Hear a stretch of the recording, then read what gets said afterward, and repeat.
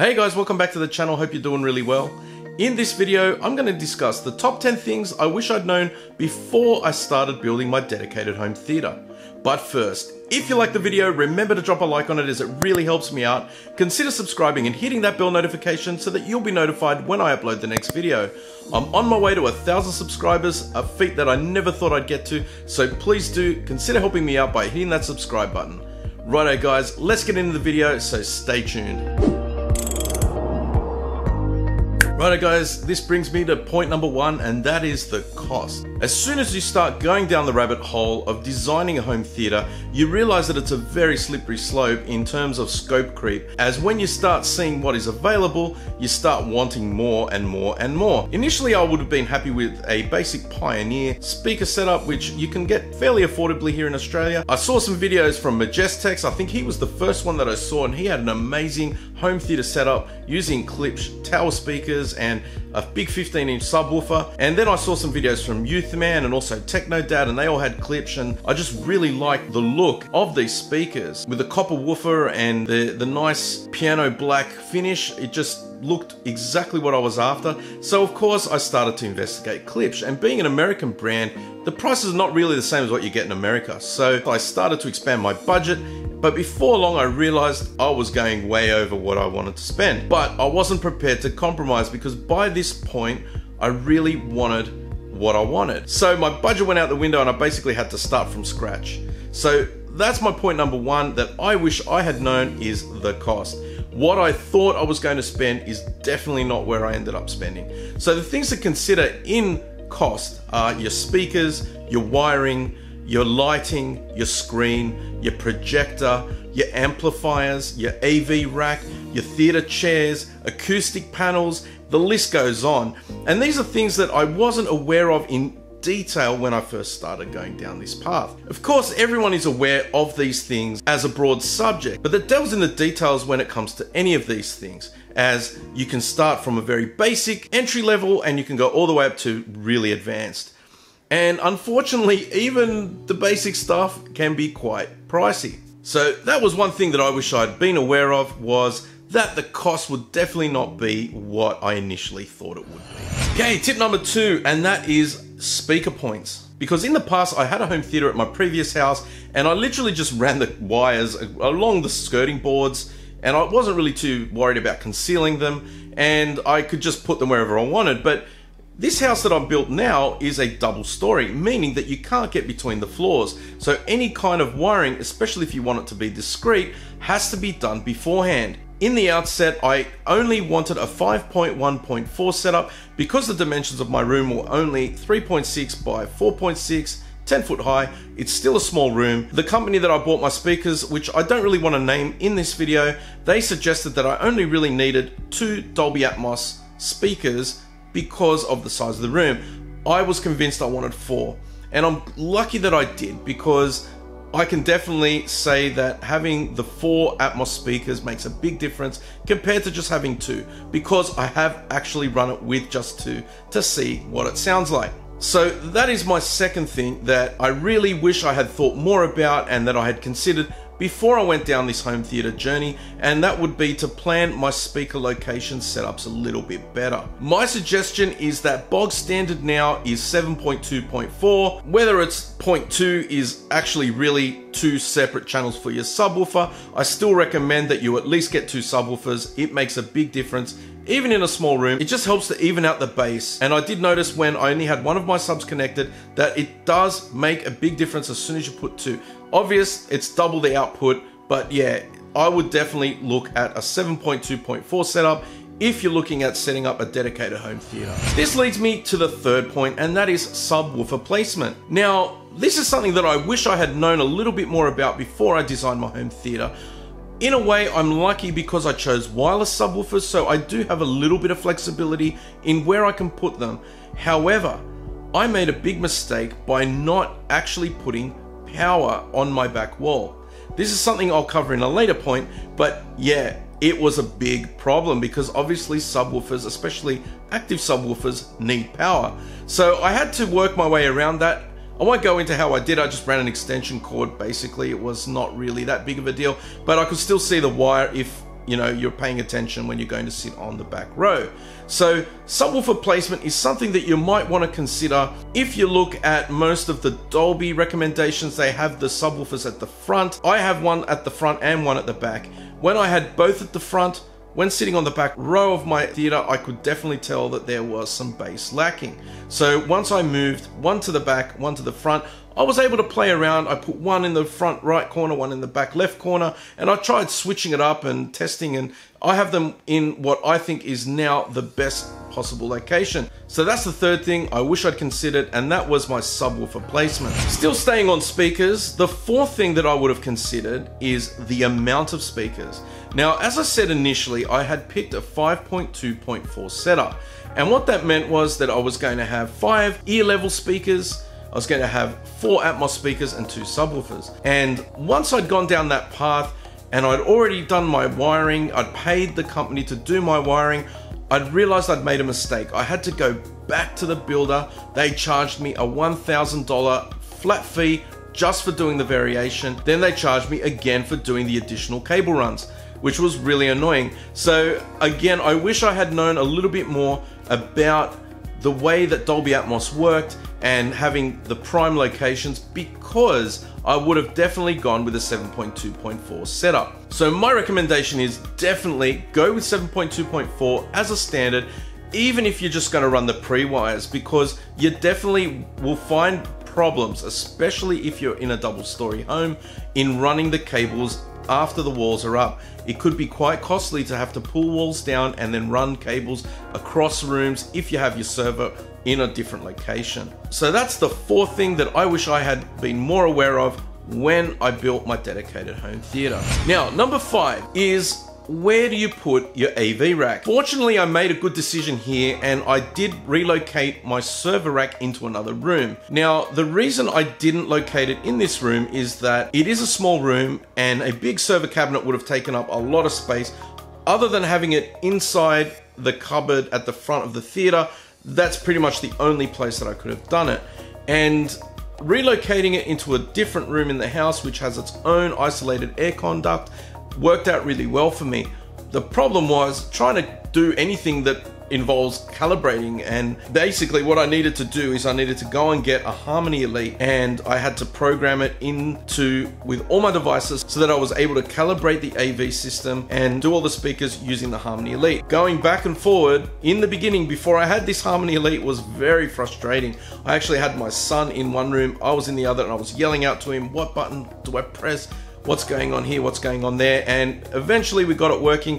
And then at this point, I mean, I could have purchased an IR repeater, which would have probably done the same thing. At the time I thought, no, I'll just get the Harmony Elite because I'll be able to control many more devices than just the AV receiver. So that was definitely one thing that I wish I had thought more about in terms of where to locate my server rack. And it's something that I'm suggesting to everyone who's watching this video. If you're planning a dedicated home theater, seriously think about where you're going to put your AV rack.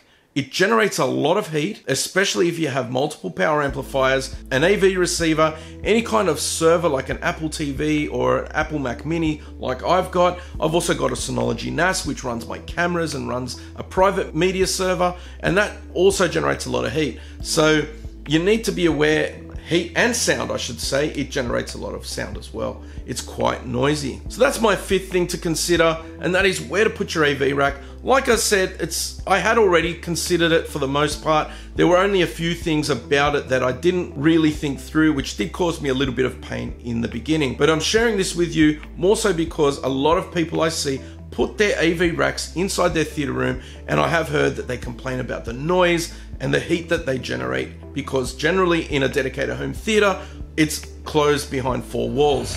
Right, my 6th point, and something that I wish I definitely had thought more about before I went down this path, was seating.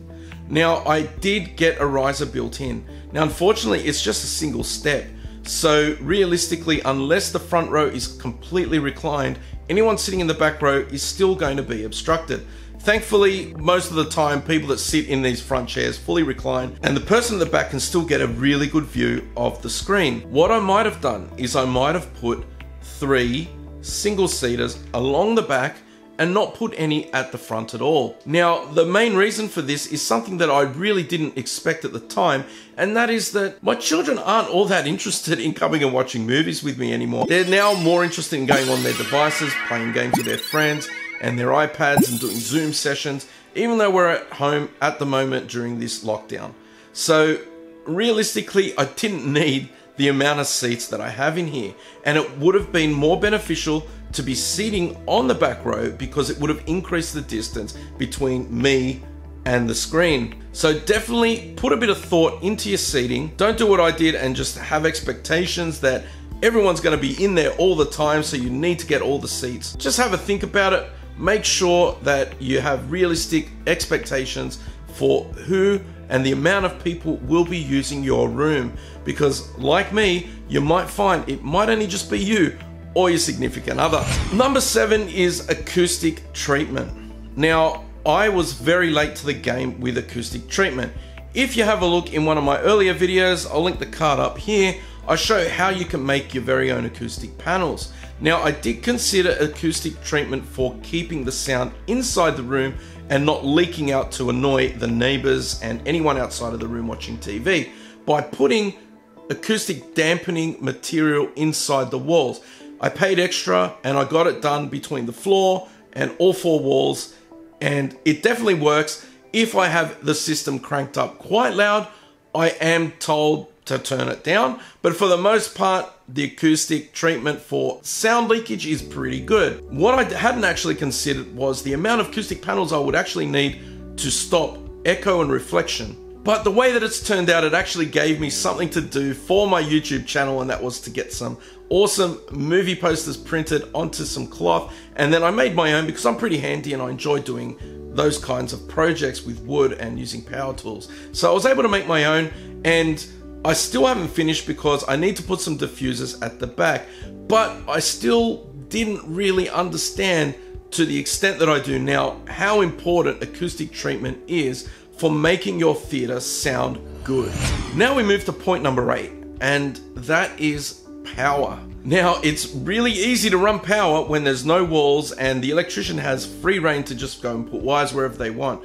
Like I said, in a double story, it becomes infinitely more difficult because you don't have access between the 2 floors.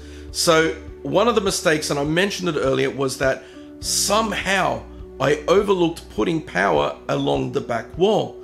Now, I don't know how I came up with this mistake, I really don't, but somehow when I was looking at the plans, I must have not thought that I was putting a subwoofer there, which was strange because I'd actually put 2 hardwired subwoofer points there.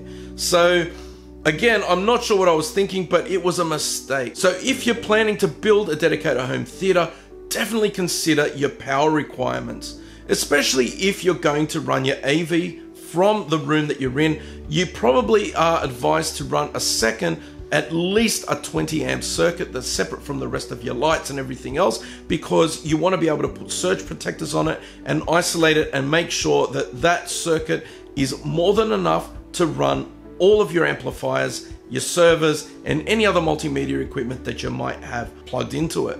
So that was something that I wish I'd thought a little bit more about, and that was power, making sure that I had power located in the proper locations in the ceiling, because again, I made a mistake there, and for some reason, the power point was in front of the projector, which was absolutely ridiculous, and I had to relocate it. I may be able to repurpose those because I do plan on putting in a star ceiling in this room, so I may be able to use those holes to run power through them.